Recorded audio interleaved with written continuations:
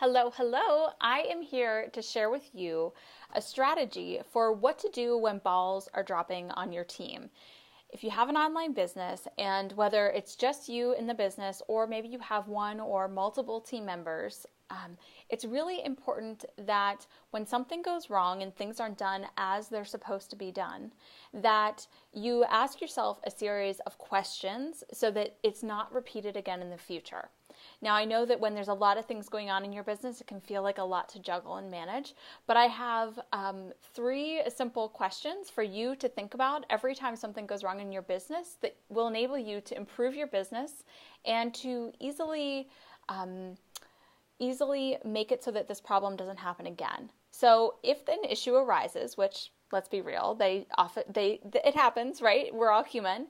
If an issue arises, one question to ask yourself is, do I have a system for this? If you don't have a system, which a system is a repeatable process for doing something or taking an action, or any sort of instructions around what the decision-making protocol should be or the action steps should be, if you don't have a system, that's definitely where you want to start. Just quickly, that equips you to then know that, okay, there's a documenting and education process that needs to happen for myself or my team. I can't expect my team to be a mind reader, and I can't expect my brain, my wonderful, beautiful brain, if I'm a business owner who's made my own mistake, to contain all of this information.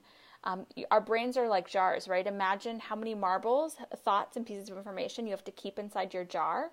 How full is your jar? Is it half full, filled to the top? Is your jar sitting on a mountain of marbles waiting to get inside? If you're like most business owners, you're probably that last image where there's this mountain of marbles waiting to get inside the jar. And so by creating systems, you're taking those marbles out of your jar and creating space and also consistency and repeatability of results in your business. Okay, so let's say you do have a system for what you're doing in your business for this thing that's gone wrong.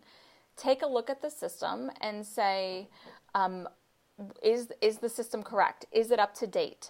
Is all the information that is necessary in here? Or do we have a new tool? Or do we do things differently? Or are we coming from a different angle now?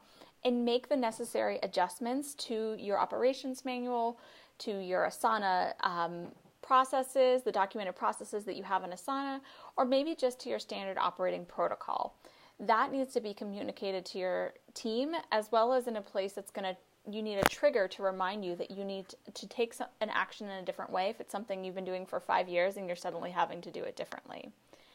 Now, the third question to ask yourself, let's say you have a system and it's updated, then it comes down to training and triggers, the 2 T's, okay? So if we're dealing with a team member, maybe it's time to reevaluate what the process is, see what they don't understand about the system. Have they reviewed the system? Did they see an update that was made months ago? And enable them to have that feedback loop with them where they understand that something didn't go right. There needs to be a change that happens, and be graceful about it. And it also is an opportunity to say, I'm expecting this not to happen in the future. Setting boundaries and expectations for your team so that they understand that they need to be apprised of what your current systems are, especially if you have them documented and given to them. You can't expect them to be mind readers or to hold everything in their brain. That is not their responsibility. That being said, if it's just you, let's say you mess something up, like it's what I actually just touched on a moment ago. It's about creating triggers for yourself and reminders, whether you're actually following a repeatable process and checklist and Asana or in your operations manual, which I highly recommend, even if it's just something that you are doing for yourself. It gets that information out of your brain and helps it to be out there for someone else, or it helps you to not have to contain it in your brain. It's housed somewhere else. Empty the brain is my motto. Empty the brain, empty the brain, empty the brain. Because that's where your innovation and creativity and where your brilliance really is. So we want that to be a clear, clutterless vessel for you.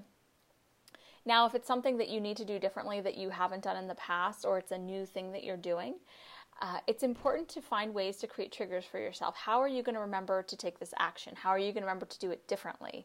maybe that shock of messing something up is going to be enough to jog your memory and your wiring within yourself, or maybe you need a calendar reminder that's going to pop up, or some other sort of a post-it or something else that's going to trigger you, or a team member reminding you, that's going to help you to stay on track and to prevent that challenge or that issue from occurring again in the future. Now, you may be thinking, oh my gosh, this is so overwhelming. I don't have systems. I don't have time to document systems. The investment of time that you make into documenting systems really pays for itself tenfold, sometimes 1,000-fold, 1,000,000-fold. And if you are overwhelmed with where to even start with that, I have a free resource on my website, 33 systems every small business must have to be successful. It's a free checklist. And if that speaks to you, awesome. I invite you to go to my website, fullspectrumproductivity.com, to download that for yourself, to look through it, kind of do an analysis. What do I have, what do I not have, and where is the gap? So I hope that blesses you tons. I look forward to talking to you soon. If you have a question about, tell me what system you would like to document next, share that in the comments below, and I look forward to interacting with you. I'll talk to you soon. Bye.